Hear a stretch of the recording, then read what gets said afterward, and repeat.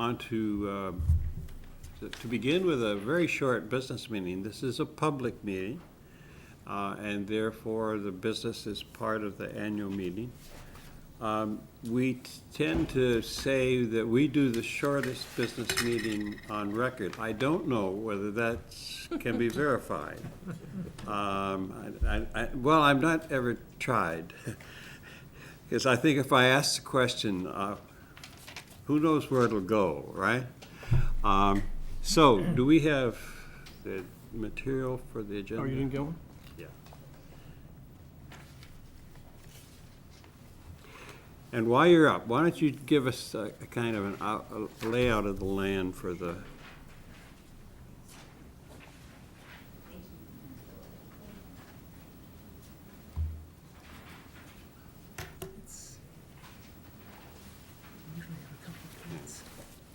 I just donated mine to the science sheet, so good. So as Len said, the business meeting usually is a short piece of our annual meeting. We'll look at the minutes from last year's meeting, which oddly gets approved a full year later, so we trust George's note-taking a year ago and our memories today. Then second page of your thing has the minutes on it, and so we'll look at that. And then the last page of the packet has the budget for 2019, which the board has approved to present tonight. We'll take a look at that and vote on that. And then we need to elect up to 3 at-large board members. If there's anything else come up under other business.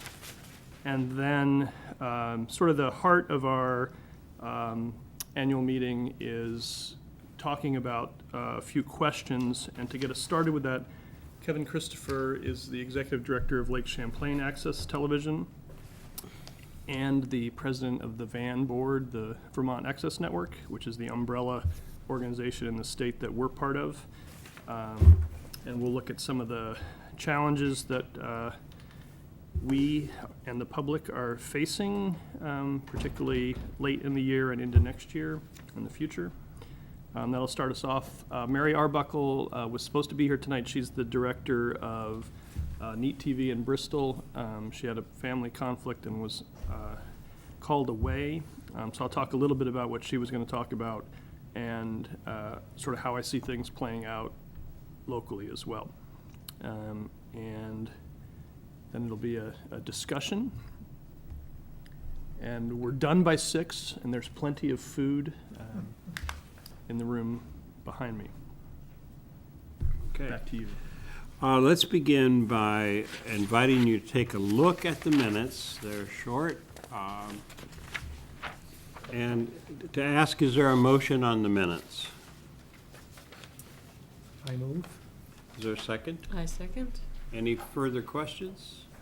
All in favor, say aye. And everybody votes. You're all invited. Okay.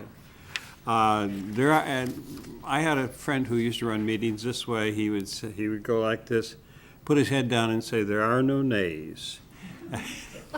And he got away with it. So are you. Because he was beloved, you know. Secondly, we will adopt the budget. Please look at that on the second page, third page. You have questions on the budget. So let me just say a few words about it, and then if there are questions. Obviously, it's not a very detailed budget, but we wanted to present sort of a clear overview. As Dick can attest, our bookkeeping is simple and open because we have just a few sources of income, and the vast majority of our outgoing is in payroll. So our Comcast anticipated revenue based on last year, which combines operating and capital expenses, it's about slightly over $100,000 in operating funds and 25,000-ish in capital expenses. The town's contribution, which was approved at town meeting, is $5,000. The tech coordinator support, which is when I was hired 7 years ago as the technology coordinator, the library funds half of that position, not half of the executive director's salary. And that was budgeted at $20,000, $30. It's actually going to be a little bit higher as of town meeting as well. And $15 in interest. As I said before, payroll is the largest part of expenses. Operating and maintenance expenses are pretty small.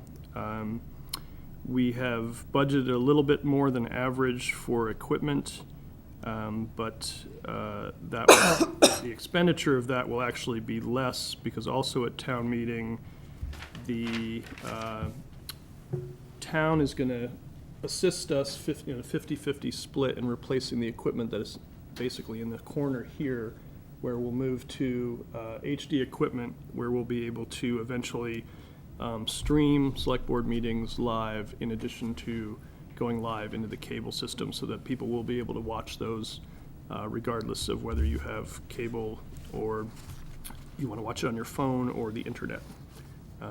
So I think that will actually keep us even more in the black, as you can see that our income exceeds expenses as we anticipated.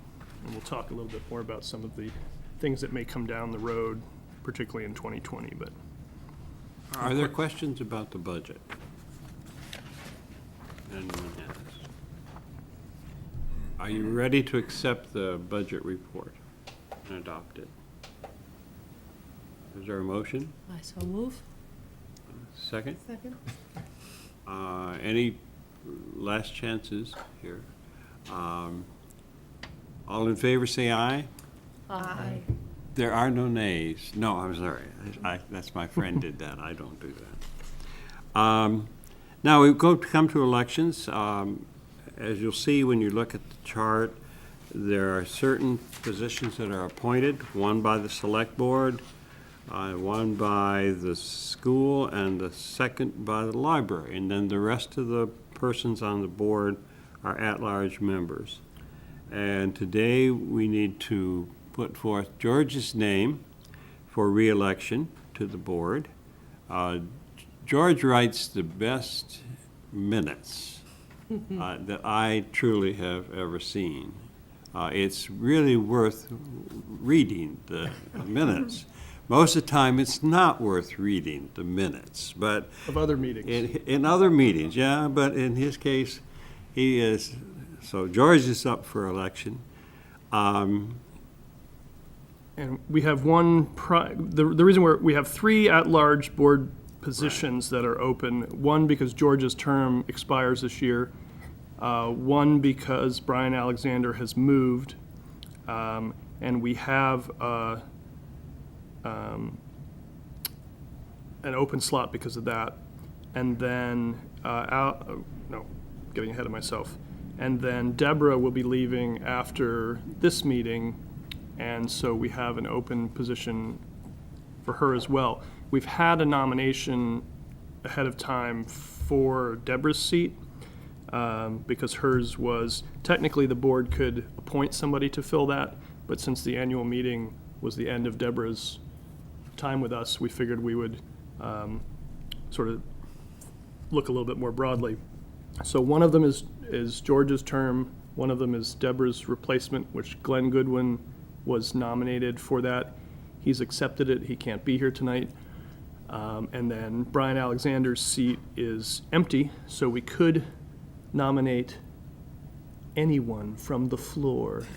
And if John's not paying attention, he could find himself elected. Oh, I got your attention. We're also looking for replacements for Brian's position. So I've spoken with a number of groups to see if we could get somebody who's interested in other ways as well. Would you want to just mention something about Brian? Because I know the board felt he was I'll do that. okay. Sure. Brian Alexander has been our guru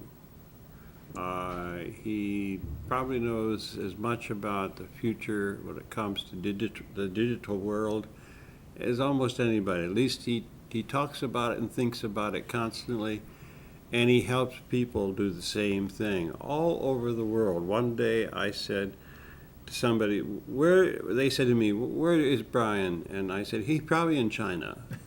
And when I got the email, he was in China. On that very day that I made that flip remark. So Brian is working now half-time at Georgetown University, and he's continuing to travel around the world and bring his knowledge and his perceptions. So we're very sorry to miss Brian, but we know he's out there in the world doing good things. Okay. Deborah, you want to say a word about Glenn, and you want to say a word about yourself? And Sure.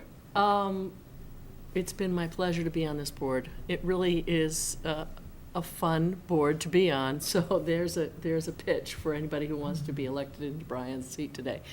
And it's been since, I think, 2013, but I'm not sure. Dick, you might remember. That sounds about right. That sounds right. So, and I took the place of Betty Moffett, so I want to remember Betty Moffett today and just say thank you, Betty Moffett. Betty Moffett, who did pass away, I think it was September of 13. Is that right? yeah. Unfortunately, it was on her deathbed when she squeezed my hand and she said, "You will take my place on the board." And I said, "Betty," and she said, "You will take, I've already spoken to Dick." And I went, "I will take your place, Betty. Yes, I will." And I remember with such fondness the interview program that she had on. That was so good. And hope that in our archival attempts we can get some of those replayed, because she talked to just about everybody. And Vibrant Vermonters. Vibrant Vermonters, that's right, that was the name of it. So I leave the board with fond memories, and I leave it because, as many of you know, I split my time between Waltham, Vermont, and Damascus, Syria. And I have just returned on the 1st of March of this year. And it did cause me to miss 5 board meetings, 5 months last year.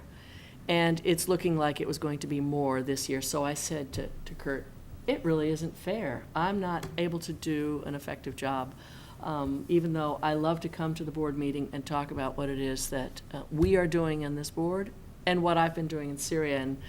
And George and Len and everybody are always quick to ask me, "What have you been doing in Damascus? What's it really like?" And, well, maybe someday I'll take the library room and see if we can have another slideshow or something. We'll interview you. Thank you. Will interview me. Okay, interview me. All right.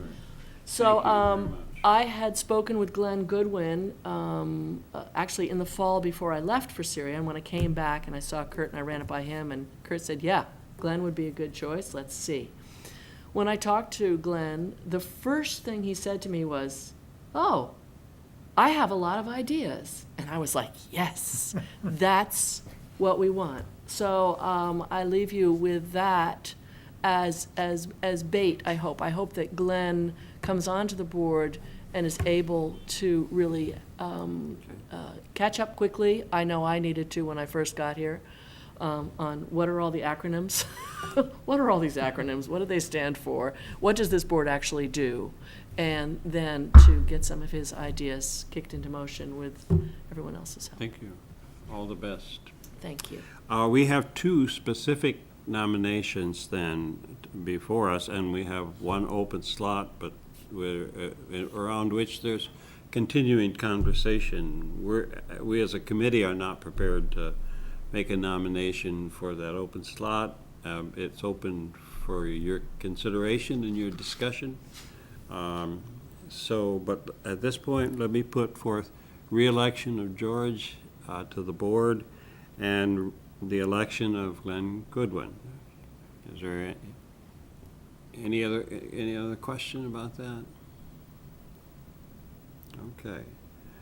Is there a motion to accept the nomination? Right, I think you would, because George is the typically what happens is the secretary casts one vote for the slate. Since there's no other competing nominations, we don't need to have a secret ballot. But since George is the secretary, we thought maybe Megan, if we make, just because it's your two positions and Len is chair, if Megan moves to accept the slate as nominated and cast one vote for those two, then we can. What's the magic Approve it. word I need to say? So moved. So moved. All in favor, say aye. Aye. Do I also say aye? And it's done. Okay. Yeah, I do also this is say great. You get to vote on your own. aye. Cool. We need to Aye. put that for every, okay. Good. Are we done with that? Yes. Okay. You can see that Robert's Rules and I are not best friends, okay? We relied on Susan, who was a Yes, select board yes. That's person, right, we did. to, Okay, is there any other business? I do not know of any. Is there a motion to adjourn? Come on, George. I move, so move. I second. All right. All in favor, say aye. Aye. We declare this business meeting over. Alrighty. Now, Kurt, we'll let you Sure. move us into So, the next program. In addition to being director at MCTV, a number of years ago, Dick encouraged me to run for the van board, and I was elected, I think this is my third year, and I became secretary of the board. Dick suggested it as a way to learn what's going on at the other public access stations. It was great advice. And in that context, as well as others, I've been working with Kevin Christopher, who's the executive director at Lake Champlain Access Television and the president of VAN. I asked him if he would be our keynote speaker. He's been sort of the front person, particularly a lot in the last year, due to some challenges that public access TV faces. And I didn't want to steal any of the thunder of his presentation, but I got an advanced look at it today. I think it will get us started on what I hope is a rewarding discussion. I think that's all I'll say to get us going. But it'll also gives a good overview of sort of public access TV in general as well. The basics, yeah. Right. Thank you for having me here tonight. Everyone seems in good spirits, and I'm here to take care of that. By the way, it's the end of your first two-year term, and we need to talk about that at some point soon. I'm from LCA TV in Colchester. We serve 8 towns in 3 counties, randomly grouped together up there, and president of the VAN board. And I'm hoping that I don't insult anyone's intelligence, but I'm just going to give kind of the basics of how places like my organization and MCTV exist, what we're looking at now in terms of threats to that existence, and then what solutions to that may exist here in Vermont and on the national level. So I am just going to scroll through some slides here. So how did we come to exist, and how might we cease to exist? That's the first page of the Cable Communications Policy Act of 1984, otherwise known as the 1984 Cable Act, which kind of codified an idea that cable television was becoming more prevalent in this country.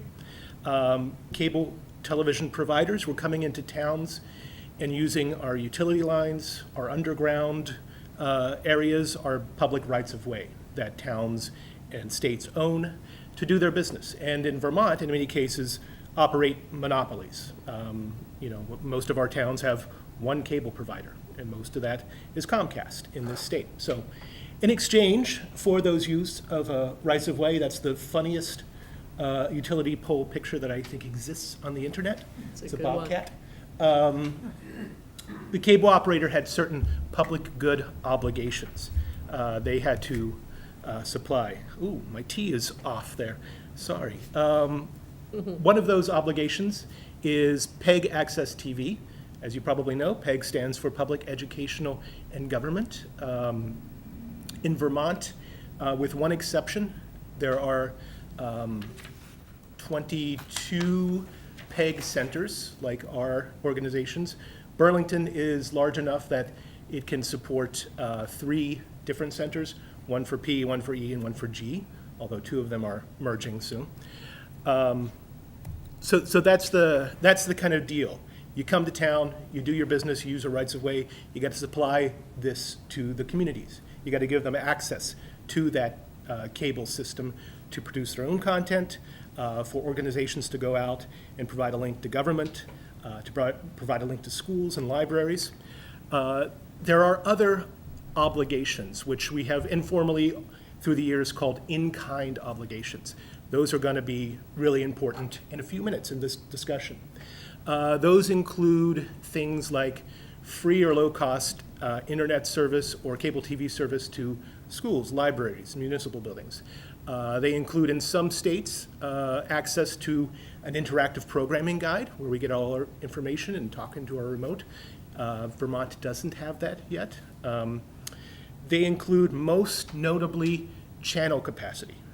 Kurt, in MCTV, you have 2 channels, we have 3 channels. We don't pay for those. Those are provided to us. That's the important thing to remember, I think, as we go through this. We're unique and fortunate in Vermont in that monies collected by the cable operator to provide these services are given to us 100%. In other states and other municipalities, there's a different franchising structure. A town might collect that franchise fee from a cable operator, which notably is passed through to subscribers. And some of that might go to public access, some of that might go to buy a new fire engine, or to somehow take care of those rights of way through paving or landscaping, whatever. Here, it all comes to us. We have something in place called Rule 8, which is the telecommunications statute that the state has developed. Under Rule 8.4, that deals specifically with PEG access, and that states, among other things, that the cable operator has to provide this. There's a federal statute that allows them to pass it through to their subscribers, the cost of doing that business, and that they can either provide access themselves or contract with an independent entity, which everyone does in Vermont. There used to be, Adelphia, when it was in town, used to have a couple of public access centers, Burlington and Rutland, thank you. Dick knows. But now it's all contracted with nonprofits throughout the state. There are 25 of us, as I mentioned. 22 of us are on Comcast systems. It's a predominant cable operator. There are 6 other smaller cable operators around town. This is us. This is a complicated, long-standing map of all of the, we call ourselves, as many of you know, AMOs, Access Management Organizations. There's MCTV. So yeah, this is a kind of all the cable operators, all the AMOs, all of the unserved areas, right there. And these maps are always available if anyone needs them. So I'm not going to wax my own car, as I like to say, but I do feel like in Vermont we are fortunate in that we have maybe the most active and most proactive membership organization in the country, certainly in New England. The Vermont Access Network, since I have been here, has grown leaps and bounds in terms of our membership, our activity, our participation. I don't take any credit for that. That is, I think, more a function of people like Kurt and Dick and great talented people taking over these organizations around the state. So these are our other kind of organizations that might be useful to be aware of. VMX, as some of you know, is our statewide content sharing platform, the Vermont Media Exchange. So that is a function of VAN. That is, it exists, things like that exist elsewhere in the country, but we were pretty early in our adoption of that kind of sharing. The drum down there is the Alliance for Community Media. That's our national membership organization. It has several chapters throughout the country. We are members of the ACM Northeast region. And we have, in Vermont, we have 2 board members, we have 2 VAN members who serve on the board there. And the Alliance for Communications Democracy is kind of the most silent, but also in many ways the most important of all these organizations. That's the legal arm of the Alliance for Community Media. They are probably more active right now than they've ever been, which is great that they exist, but unfortunate that they have to be. I will say that the Alliance for Communications Democracy generously donated $10,000 last year to VAN for our fight against Comcast in federal appeals court. So that's on a $500 membership investment, so that's pretty good gambling right there. And the Alliance is federal, or it's a national? It's a national organization. National It's a organization. nonprofit, yeah. All right, this is the last bit of comedy here. All right, this is something I did when I couldn't sleep one night. So we've been talking about my colleague in Bennington, Lisa Beyer, who's the vice president of VAN, kind of drew up this analogy. We've been thinking that we're on this sinking ship, but we didn't realize that we were also headed towards an iceberg. So I'm just going to talk briefly about the bottom of this iceberg and the top of this iceberg, and then a little more about the middle of the iceberg, which is perhaps the most damaging part right now. So the bottom is a Supreme Court case that was argued probably about a month ago now. MNN is the Manhattan Neighborhood Network, the largest public access provider in the country, located in Manhattan. Halleck is Dee Dee Halleck, and her partner is Jesus Melendez. Dee Dee is one of the architects of public access production in the country. She and MNN have a long-standing issue with one another that went through the courts in New York and was just argued before the Supreme Court. That's their particular suit is more concerned with MNN being a state actor in New York and their rights to deny Dee Dee Halleck access to their facility. But what an unintended consequence of this suit was that the NCTA, the National Cable National Cable Television Alliance or Association, which is the it has a different name now, but it's the doing business as national organizations, trade organization for cable operators.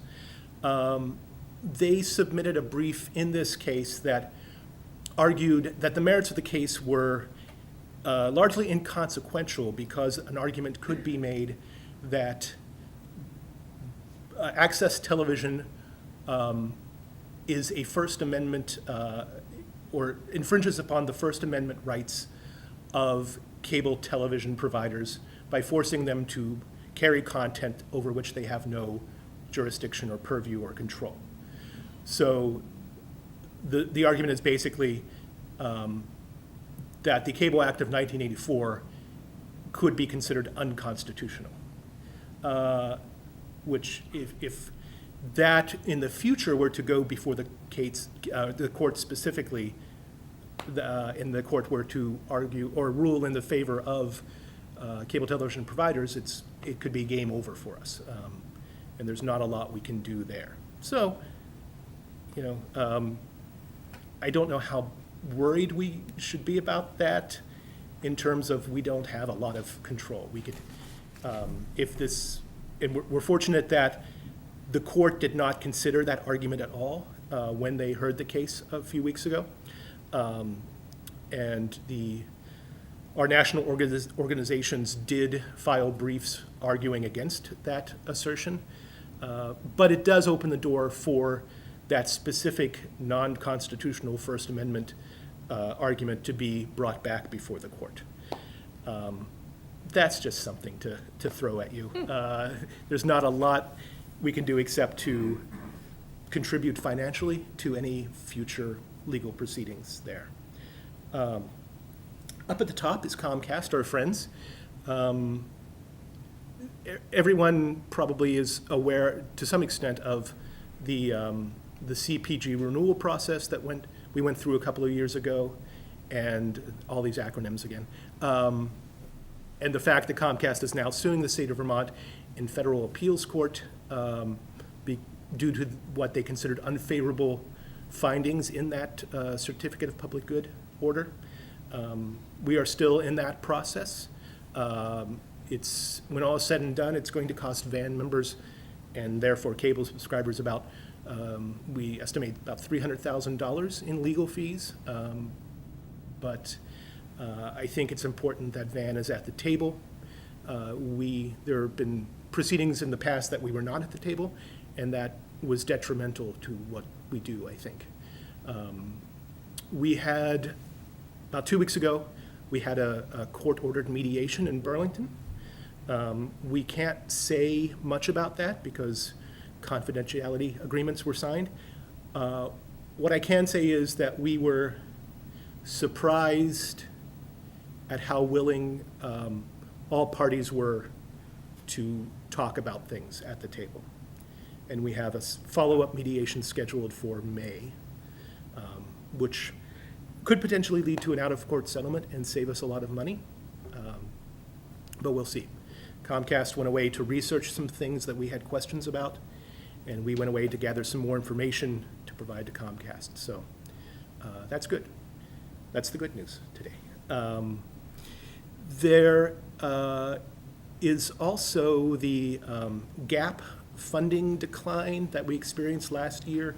Comcast took advantage of some new changes to the generally accepted accounting principles. It allowed them to treat differently the different services provided in bundled products that they offer. So when they unbundled those, they started assessing the franchise fee on those services differently than they had in the past. I can tell you a lot more this time tomorrow about why they did that and what their reasoning was, or how they did that and what the reasoning was. Because we have, tomorrow morning, we have a workshop. The Department of Public Service, who we had been speaking to about this issue, requested of the Public Utility Commission that a workshop be set up to discuss this.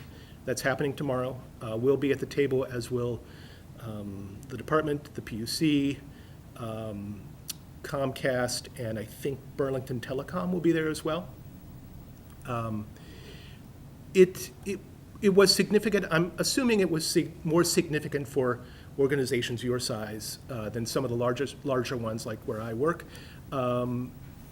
Across the state, this change in accounting meant in 2018 and going forward an annual shortfall of about $500,000 over what we would have received through our franchise fees. For some, that did translate into cutting some services, not rolling out new things. We were about to hire another full-time employee. We're kind of putting a pin in that for now. So it had real consequences. We're hopeful that we can get some more answers tomorrow. We're also hopeful that this workshop will allow us to set up some more discussions going forward about the next thing, which is buckets. So I will try to make this as concise and clear as possible. We talked about the two obligations. The one is to collect these franchise or PEG fees in Vermont and fund Access TV. And these other in-kind obligations, the free cable TV service, the programming guide, and the channel capacity. So there is a rulemaking before the FCC right now, or in the FCC right now, that seeks to basically reinterpret the Cable Act of 1984, in which these two kinds of obligations are separate and distinct, and allow cable operators to charge those in-kind obligations against the franchise fee. So essentially what that means is that I own 3 channels. The cable operator puts a value on those channels and takes that away from the funding that I receive, the operating funding. This is fairly alarming. This is a quick piece of math I did this morning, just to give Kurt a palpitation or two. In a 2003 lawsuit, Comcast versus San Jose, which admittedly is a much different market than Vermont, but also this was 15 years ago. Comcast estimated the value of a cable channel, $12.71 per subscriber per year per channel. That translates into $152.52 per month. Yeah. per month. Sorry, yes, $152.52 per year. Kurt estimates about 2,000 subscribers on this system here.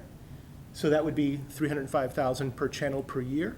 2 channels, 610,000, compared to 101,000, which might be incorrect, I don't know.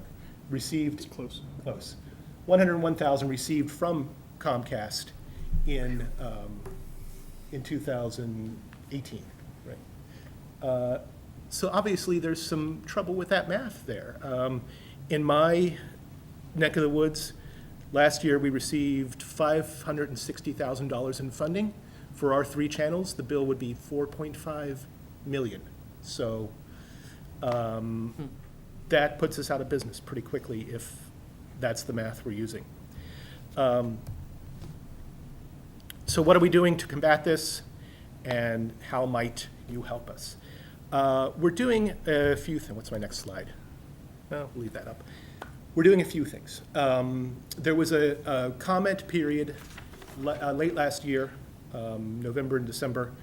Vermont was really active in getting comments to the FCC in opposition to this rulemaking. Senators Leahy and Sanders signed on to a letter drafted by Senator Markey from Massachusetts in opposition of the rulemaking. The first letter from the House came from Peter Welch, who co-authored a letter in opposition to the rulemaking.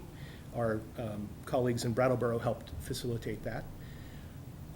So there were thousands of comments in opposition to what the FCC is doing, literally a handful in favor of it. As we perhaps saw with net neutrality, the current commission is not especially swayed by comments from the public and from consumers. We do expect that this order will go through, maybe this year. We then expect fully that it will be litigated, and that there is a possibility for a stay in the meantime, but that's probably not probable. So this could have impacts, I think, as early as later this year or early next to our operating funding. The general consensus nationwide seems to be that we have a pretty good chance of beating this in court, but that could take a couple of years. So there's the question of if the order is not stayed while it's being litigated, what happens to our organizations in the meantime? What we're doing on a statewide level, and this started pretty much right after we had a full understanding of what was happening. We've started working with some legislators, some very friendly legislators, right before the session began, to explore with them what protections can we look at in terms of regulation and in funding in this state. Where we are now with that is Van is working with a lobbying group called Action Circles in Montpelier, And they're helping us get language into a bill right now at the House Energy and Technology Committee to fund a summer study commission to explore PEG funding in Vermont. We hope also that tomorrow's workshop will lead to more discussions so we can tackle this from the regulatory side as well, to look at different structures than what exists currently. So those are the two things we have going on right now, regulatory and legislative. I think we're doing what we can. I really do. And hopefully we get some sort of protections in Vermont, which again could take a couple of years. I think theoretically, the study commission would happen summer and into the fall, and we'd start working on legislation that we would introduce next session in the State House. Our national organizations are working around the clock. We had a legislative day a couple of months ago, last month. So we were there in the State House, kind of talking to legislators, and then we went across the street to the hotel and had a meeting with our national leadership to kind of talk about the current conditions and strategies. They're currently meeting with FCC staff, trying to get a sense of how probable this is and what pressure can be put on the FCC politically through the House, which has, as you know, has flipped.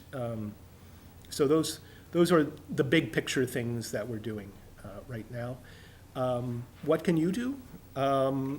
This is a really, really long URL that takes you to a place called petitionstocongress.com.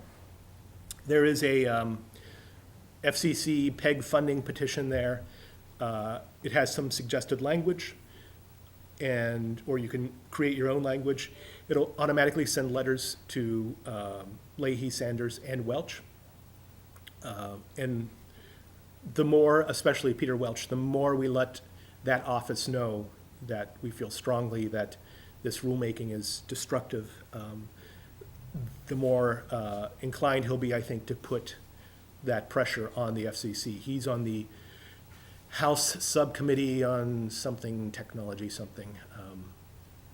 which does have some ability to put pressure on the commission itself.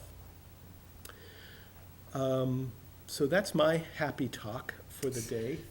I'm going to run now, so before the pitchforks and torches come out. No. Any questions? Do we want? Yeah, Young man in the back. I've been a little bit out of the loop on this one, but are they challenging the right of the public to have these channels? Because the 84 Act, if you go back to the 1934 Communications Act, they were talking about 33% of the airwaves being available for public use, and then we in the previous CPG with Delphi Docket 6101, that's where we won up to 10% of their bandwidth for public use, and so it sounds like, and this is what my question is are they trying to take away the bandwidth, or are they just applying siege to it by having the exorbitant costs to provide it and taking the funding that's guaranteed and just usurping that? Is that? I think it's more that the latter, yeah. Yeah, so I think- so they're not threatening to take away the channel capacity. I mean, they know as well as we do that we can't afford channels at that rate, so in effect, they would be taking the capacity, but It's a siege. yeah, I mean, if you can pay for it, it's all yours, which is what Comcast has told us with HD channels too. You can have HD, but you gotta pay for it. we're not going to give it to you. But I just want to be clear that they're not challenging the No. right of the public to have this bandwidth. Right, right. It's probably a question you've talked about yourselves, but is there an alternate way to get your content to potential viewers, such as streaming it? You know, this has come up a few times now, the idea of if they're going to charge us so much for channels that it puts us out of business, why not just give up the channels? I think all but one access organization in the state is, if not streaming channels 24/7, providing, video on demand or providing some content on some platform. What are you doing here? YouTube and then host, Okay. on our website. Yeah, we have a website where all the content we produce automatically goes up on our site. So, yes, Whose site? on my organization's site. Right, and MCTV LCAT. has the same. All of our content is on the YouTube channel, which then shows up on our website. So when I do a search on your website, because I'm looking to see something, that's how I get it, because I have no cable. Mhm. The thing you're missing by not having cable is when Kevin talked about VMX, the Vermont Media Exchange, where we share programming, we download programs from some of the other stations, like Orca in particular in Montpelier, that has state-generated content. That runs on our cable channels, but it's not on our website. It would be on Orca's, or wherever it came from. And you may not know that it exists to Right. go to Orca's website. And you're also missing all the people in Vermont who can't access the internet. Well, In their it's homes. an interesting question as to whether more people can access internet or more people can access cable television. I don't know the answer to that. But I think access to cable television is diminishing, and access to streaming is probably increasing. But then the question You is, still gotta how have do someone you, pay for it. if you lose Comcast's 100,000 a year, how do you make it up? Which is kind of the second part of the discussion here. Yeah. Would kind of a picture be like this, that under the current arrangement, there are things that come along that have, the cable companies have seen those, or at least grudgingly taken care of those, right? And whereas if this change comes about, then they now have this under their control, so they can charge whatever they think is a fair rate. And the fair rate could be fairly generous, in terms of not being more minimal, but it also could, the extreme example is we're $100,000 for the channel. Is that sort of where we are? In terms of what we could The impact that it's going to have upon what we do and the money that we have available for programming. the scary thing is it's entirely up to the cable provider, Yeah, okay. and we don't know what they're going to charge for any service, any in-kind service that they've provided. Yeah, and they haven't had a great generous record in the past. Not terribly, no. Yeah. Have you looked at making a deal with Dish TV or any of the other satellite companies?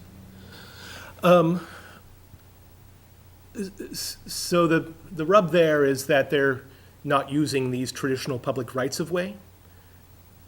There was an attempt by the state, and Dick might remember this more, to tax Dish TV or to, No, there have been a number of attempts and it doesn't, I think at one point they put on screen, the state is trying to tax you, something, but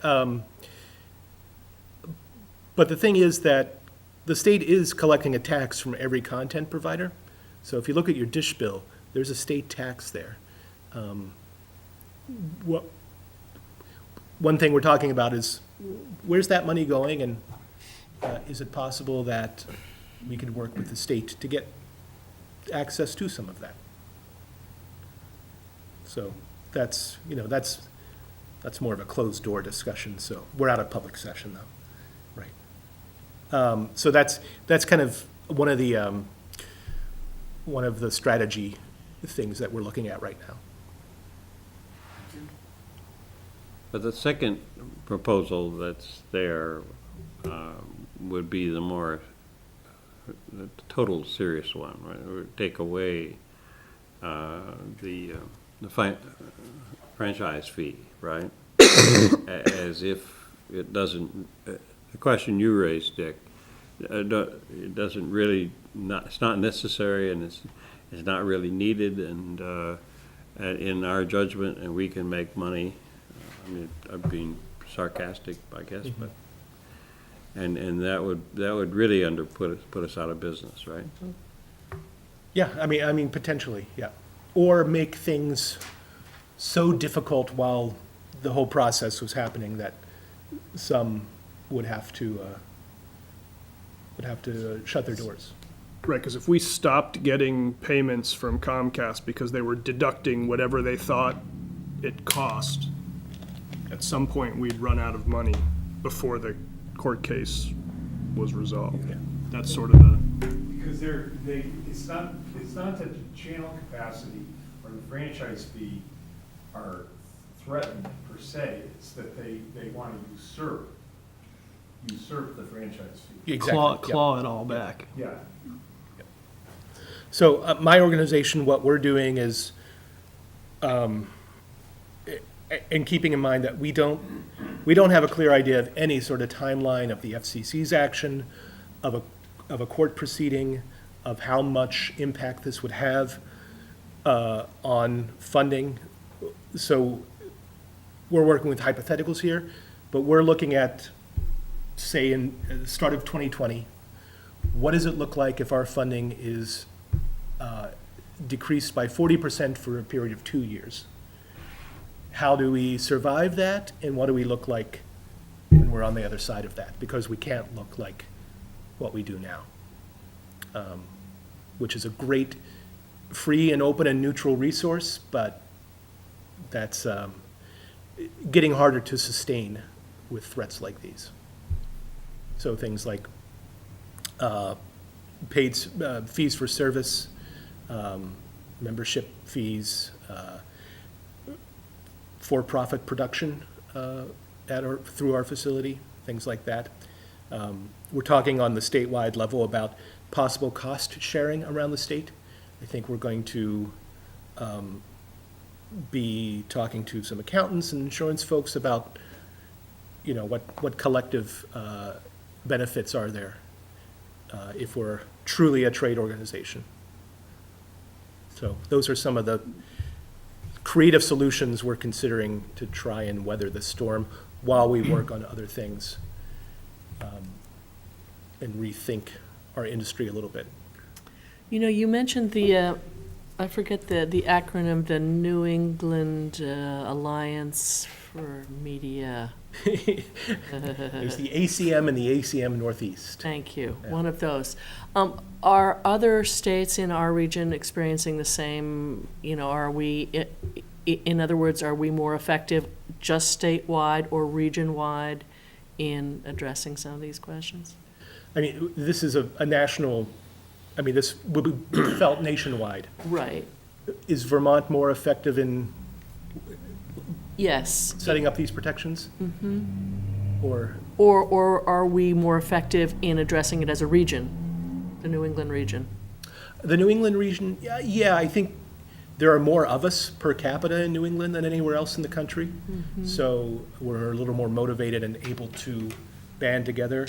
And yet you said that Van and Vermont, specifically, is the most proactive. So are other states, what are they doing? I think they're doing what they have the capacity to do. Massachusetts is taking a legislative approach as well. I don't know all the ins and outs against that, about that. They have an organization called Mass Access.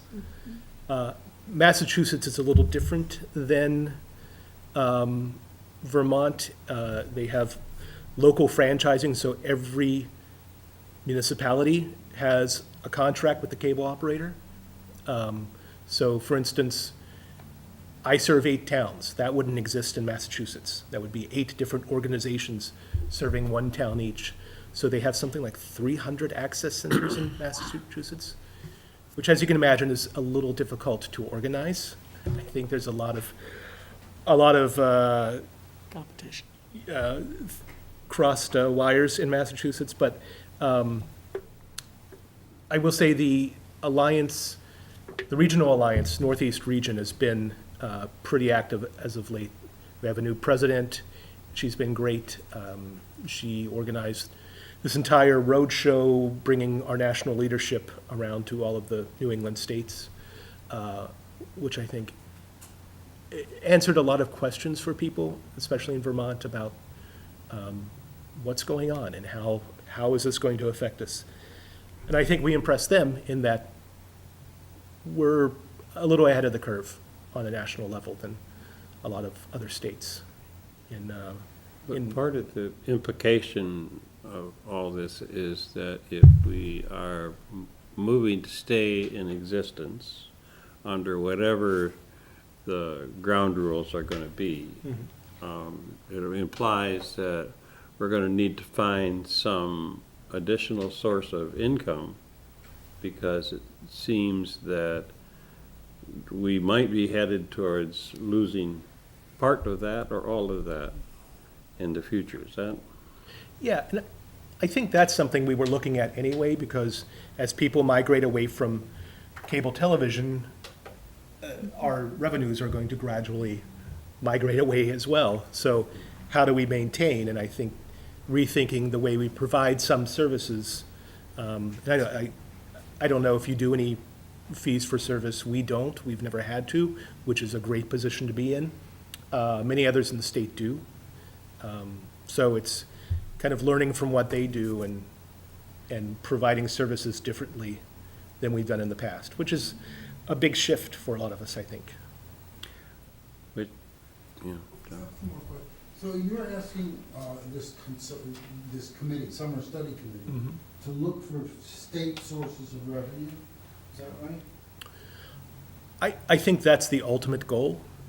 That's not where we would start, but Are they looking for any way to fund the station? sure, yeah. But I think the ultimate goal, and this, this is, again, kind of a strategy thing, is looking at some tax on video service providers, not necessarily just cable companies, to maintain what we believe has been a really clear statewide support for what we do for the past 30 years, 35 years. I have no idea, but what portion of the population now has cable television statewide? I mean, even in Addison County, very few. Right. How many towns have cable? Does Bristol have cable? Does it have a public television Yep. station? Yep. Neat TV. And does Virgin's? Regens is covered by the Burlington stations because of the way the cable system itself evolved. Now, it's a good question. I mean, to some degree, Vermont is buffered from some of this because the population is older, and that's more likely to stick with cable. It's also, there aren't as many options for getting high-speed internet and television. Like where I am in Middlebury, there's not a reliable alternative. So people stick with it because to cable. Consolidated would be the only other option for high-speed internet, and they can't give the speeds that we need. So those sort of have buffered people dropping cable because there's not as many options. Yeah, I'm sorry, go ahead. Oh, sorry, it sounded like I sort of have a different topic, if you want to keep talking about addressing this thing. I just wanted to throw in one thing to piggyback off Kurt, is that from 2017 to 2018, in my area, our subscribership actually grew by about 200 people, which is not the national trend even remotely. So we do have a real buffer here in Vermont, and we're bucking that national trend. Why do you think it Why grew? don't you take us into your question, because Oh. one of you see the three questions that we put here as just an example, is the fact that we need to go back and ask, well, what are the questions? And so. Well, yeah, you're I just taking us wanted there. you to talk just a little bit. I'm a new board member. I don't have a TV, so I don't watch. I'm one of these people who just watches everything on the internet. So I just would love to hear you address, like, why is public access television worth saving? And in an era where we can, in theory, if you have, access to the internet, anybody can access media. We all walk around with production Right. studios. Right, so there's a lot of barriers that used to be in place for allowing people to sort of participate in local media, and there are fewer barriers. So I would just love to hear you and any of you sort of talk about why you think this is really worth saving. I've answered this question before. I'm believe it or sure you not. have. Two things, the two big things for me. My phone doesn't come with Kurt, so I don't have that personal connection to help me refine my message, to say, this is how you use the camera. This is how you edit. This is the best way to tell your story. This is how to most effectively communicate with people who are going to watch your content. Instead of just uploading whatever to YouTube.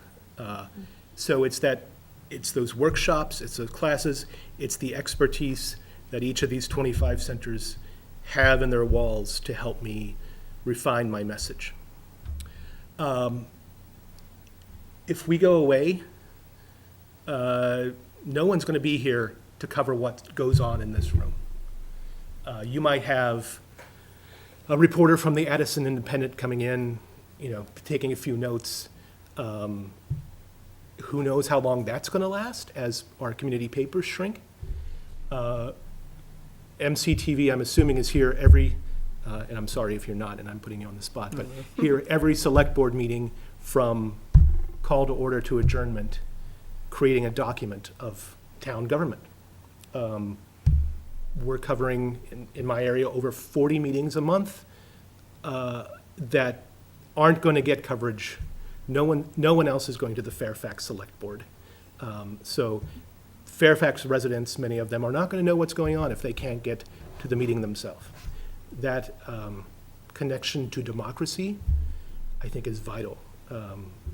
And I don't want to throw my other community media colleagues under the bus, but in my area, I see every week the Milton Independent, the Colchester Sun, and the Essex Reporter. The content is largely, 90% all the same. So there's no localism to it anymore. It's ads, and it's stuff that gets piped in from a national wire service, and it's what little they can do in local coverage, it's the same in every paper. So we are that last bastion of localism, and if we go away, people aren't going to have that connection to government and schools and libraries, or that ability to go in and learn more than you're going to learn by just picking up your phone. Well, you raise an interesting question, which is keeping a public record, right? Now, I mean, there are minutes taken, but we know the difference between a full-length video recording.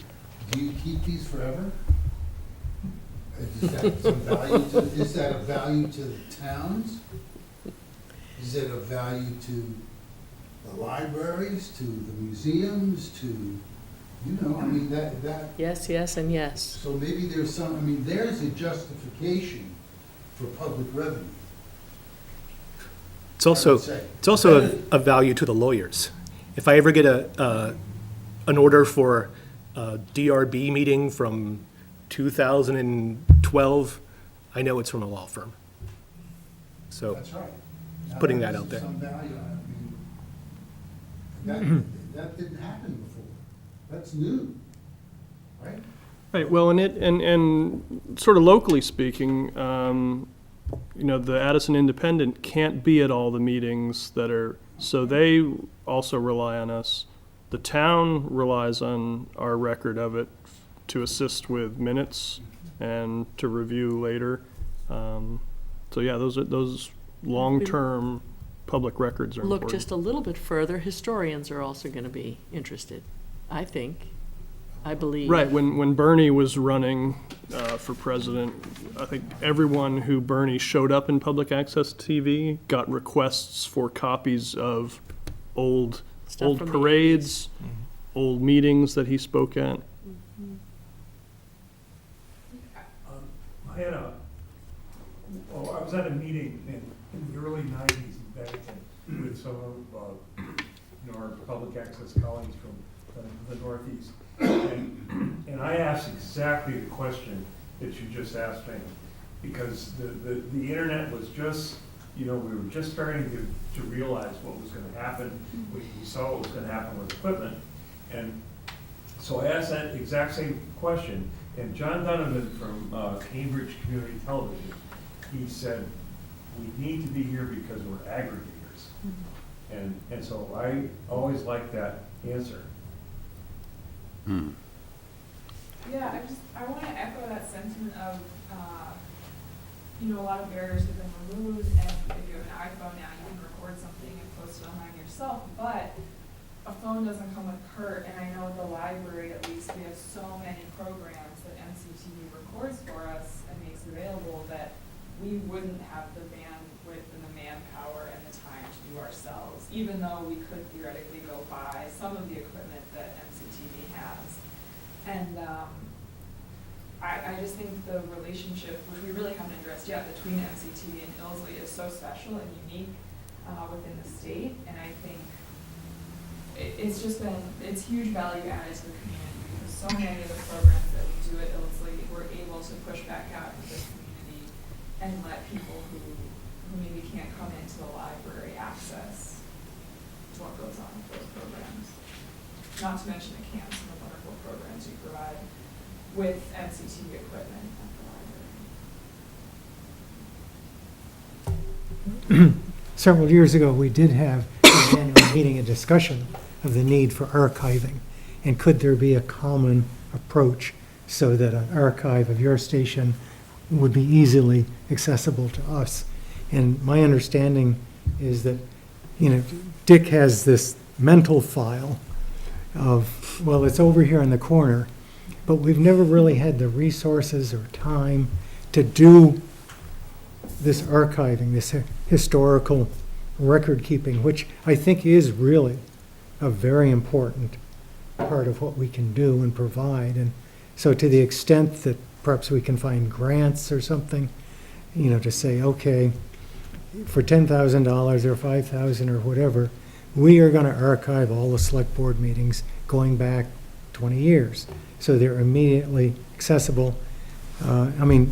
Dick, you know far more about the need for archiving and how you go about it, but I think that's a critical part of what we do, being a historical record. It's a lot of work, Yeah. I remember the first time this image popped into my head quite a few years ago is that I would be chained to a chair and somebody would come up with a tape and go, "What's this?" We won't unchain you. That's the eighth circle of hell or something. Well, I think, all these select boards are legislative bodies which make town law, right? And they tape everything. When I was in the legislature, it was all audio taped, right? So that there was an opportunity to go back and see what was intended. Now, I don't know how legally valuable that is, but it was, I think the same thing someday is going to be true of town law. And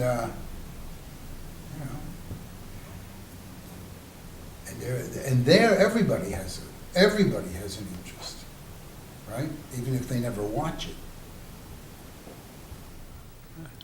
I think this, for me, it says this part of the conversation needs to be front and center and continue to have this conversation, pursue the question about what about this is worth saving? What about, so that people are clear, because that can become the basis on which they might provide the money that would enable this to continue in this whole process. And we need to do a lot more conversation about that in terms of, and that's why we asked the question, what do you like to watch? What would you like to watch on MCTV? What would you like to, and where do you want to watch it?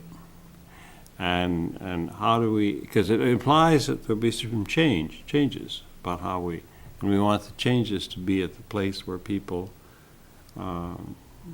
would find that satisfying. Right, and that's where we were sort of gonna, flip the meeting to whoever is here for the audience, in that, what do you watch? Yeah. Because if we need to suddenly prioritize because our funding only allows us to do a few things, what is the priority? Is it town meetings? Is it library programs? Is it children's programs? So what do people, because we have no Nielsen ratings of what actually gets watched on TV. We do have statistics on YouTube of what gets watched. And then sort of the changing how and where you want to watch. And we're getting close to the end. I was going to show you a little bit of what's happening at Neat TV in Bristol, sort of as one of our closest neighbors.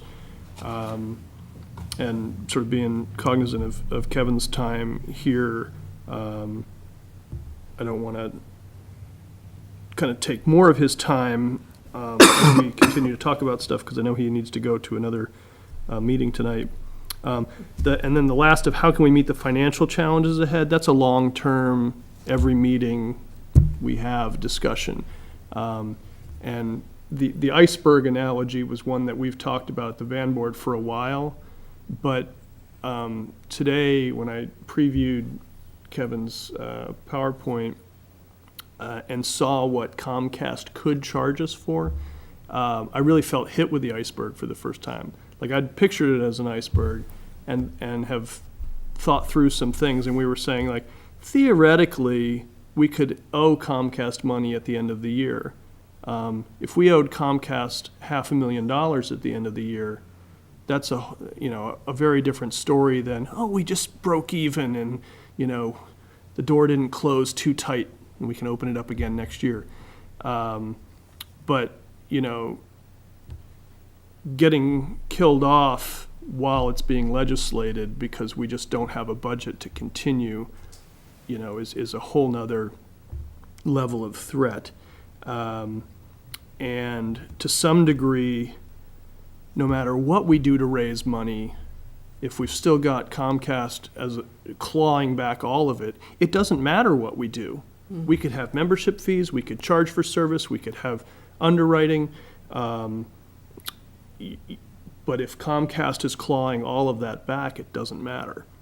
And then it sort of raises the idea that came up, that Kevin referred to, has come up several times, is, well, what if we just drop the channels?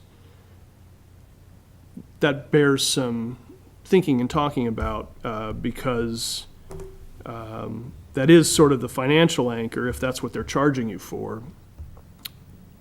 And I've heard that argument for a while, and I've sort of taken the opposite side of, well, then if we do drop the channels, are we still a cable peg station? Do we have any right to that money from the peg fees if we are no longer a cable provider? It sort of gets you in this. It's a franchise fee.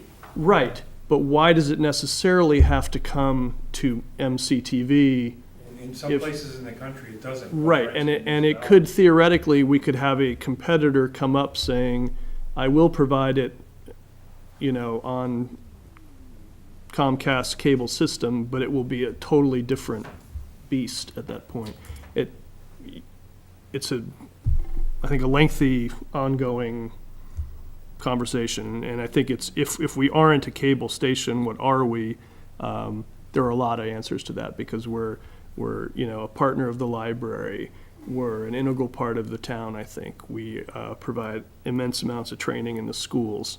There are a lot of other things that we are, but if we no longer have claim on a franchise fee, because we no longer have cable channels, can we do all those things without that budget? Complicated.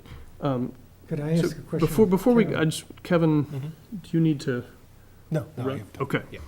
So we got about 15 minutes until we said the meeting was, that was the time frame for the meeting.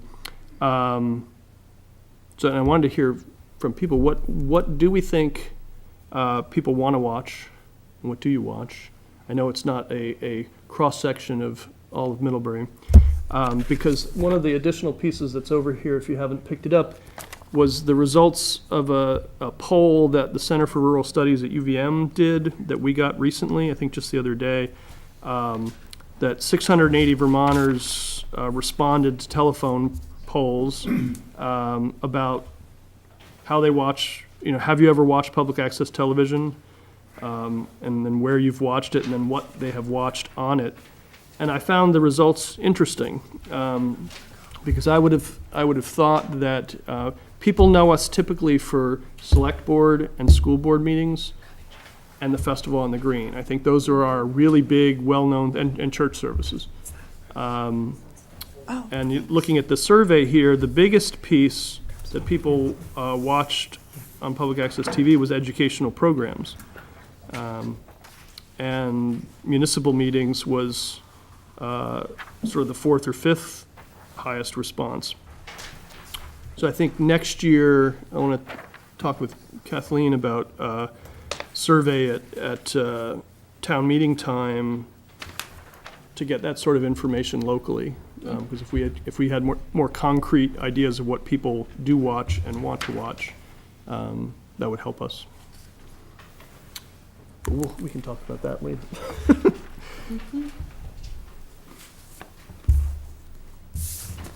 I'm just curious, you mentioned, we do have an idea of what people watch on the YouTube channels. Do you have any sort of idea of what people in Middlebury are watching the most of on YouTube, or? Not specifically, I haven't kind of grouped it to what, and sometimes Jim and I will talk, like, why is that? So, like, he was at a school board meeting, and they asked him, how many people watch this? And we don't know on TV, we can tell you online. And oddly, when he looked back, he's like, the last school board meeting had 2,000 views, which is just remarkable if you think about it for a second, and significantly higher than any other school board meeting. And sort of like, why is that? And, we couldn't come up with anything content-wise, sort of like, hot issue at school that's being debated. There were some other YouTube algorithm type things, and does somebody put it in a playlist, and is there something odd about that, and it gets more hits because of it. So sometimes it's a little hard to tell why something is popular. Why are bobcats in telephone poles the most popular image of TV? Kevin, how successful have other stations been with fee-for-service or underwriting? Is this just a tiny part of their budget now, or a major part, or? Brattleboro, MCTV. I could be pulling this out of thin air, but something like 40% of their budget comes from fees for service. And what do you mean by fee-for-service? I think paid production, contributions from towns and schools for meeting coverage. Yeah, don't quote me on that percentage, but it's the most significant percentage in Vermont. OVTV in Ludlow does a lot of underwriting. They're very successful in that. So it's still a small percentage in most places, but I think some folks are having good results with it. Are there questions anybody else wants to put on the table related to this? Obviously, this is an ongoing conversation that we've opened up today, and we need to, there are a number, as my friend would say, a number of rabbits that need to be chased.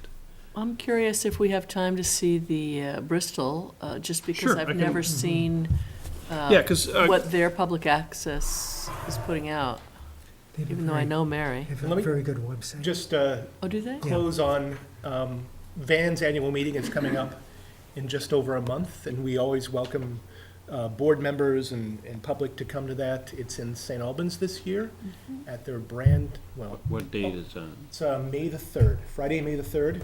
Starts at 9 a.m.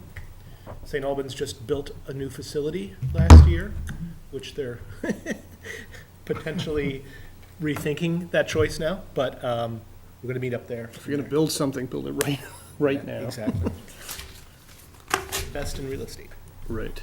And we've always had several board members go with me to the van meeting. So NEAT's website, because this is one of the things is John Frieden still here? No, he just, This is one of the things that I would like to offer, and when we upgrade here, will be much more possible. And Dick and I had sort of talked in past years about the holy grail of meeting coverage is, gavel to gavel coverage connected to the agenda so that you can zero in on specific agenda items. And, it could be, clickable, like you could click in the agenda and it takes you to that portion of the video, or you've got transcription. And here's something that's along those lines where on NEAT's website, they have video on demand.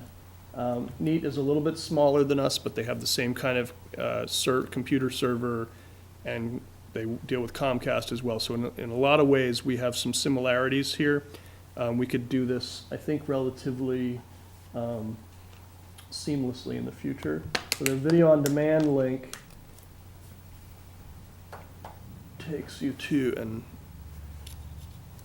we'll see how the wireless works here. But they have, not all of their content is available on demand, because you only have, sort of like Netflix rolls over things and has new programs. Our website would have everything. The on-demand would have probably current or very popular stuff.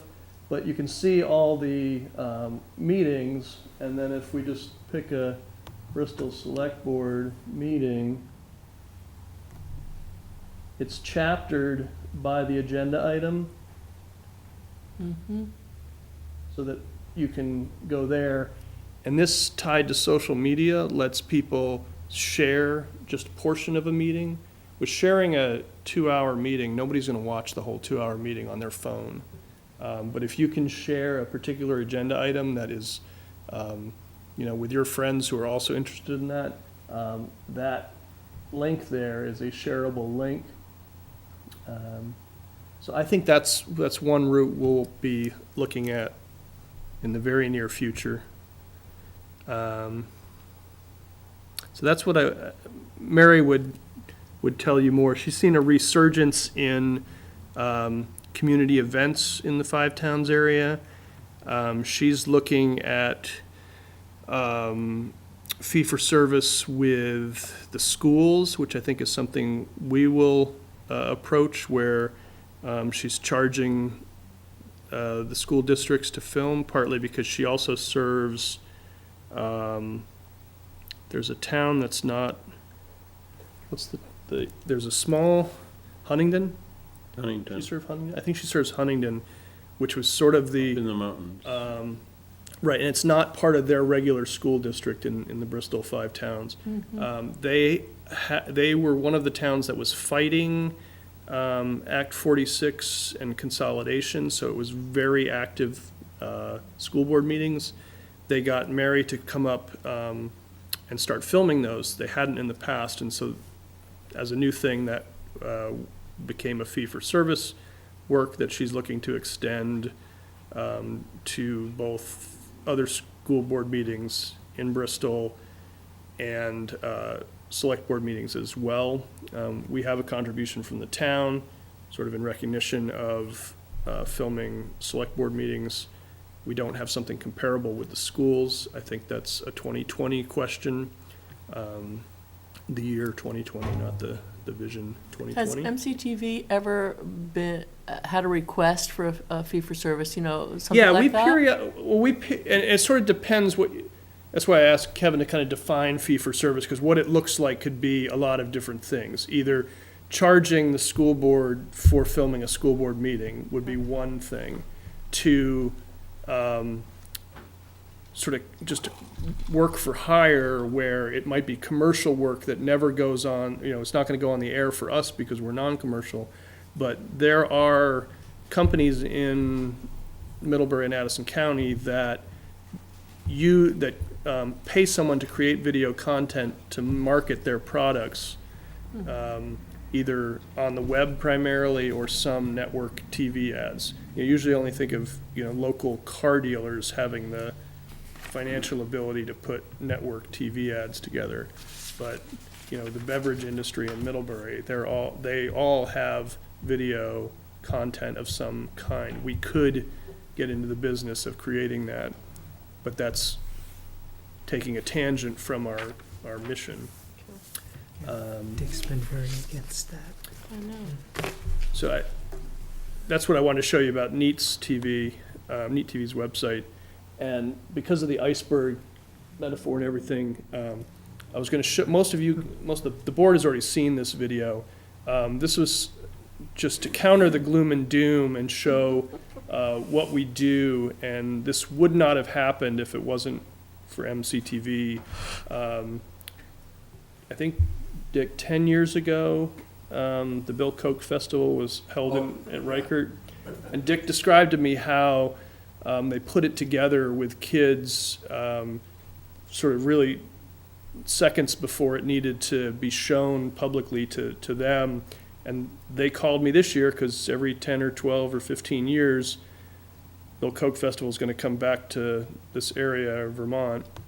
So Jim and I spent a day up at Reichert filming, and Jim edited this highlights reel together for their awards ceremony, which then was also aired, and we have a longer cut that'll also go on TV. But hi everybody, I'm Peter Graves, and we want to welcome you to the 2019 New England Bill Koch Ski League Festival. A highlights package coming up of some of the great moments with the next generation of U.S. skiers who raced well, but also had a great time. Let's take a look.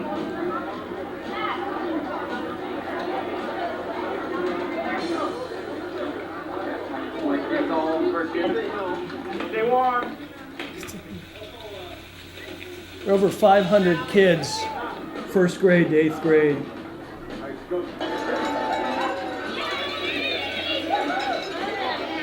Ready to go! Go!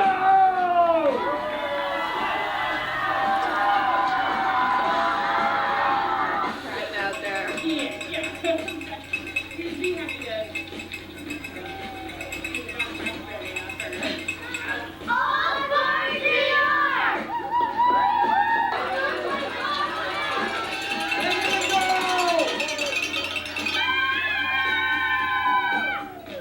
Middlebury kids.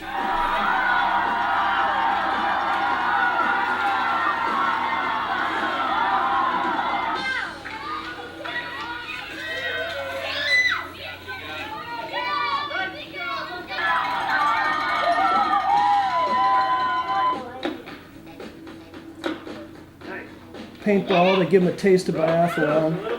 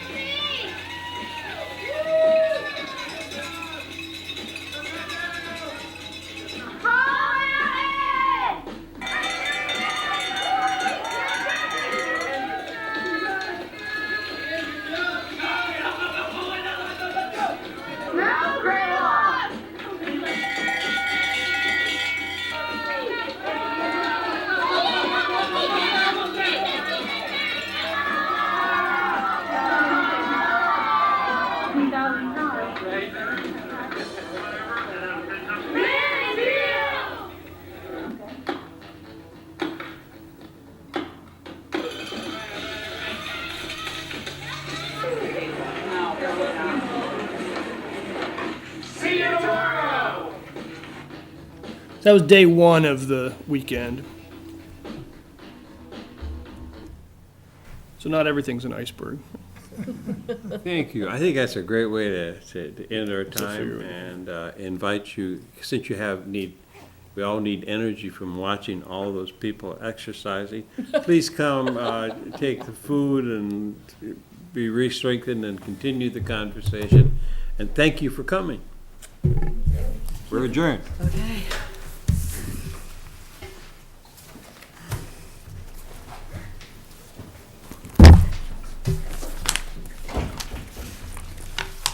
Do you have a date for return? No, I just said to Len, when I first came back, this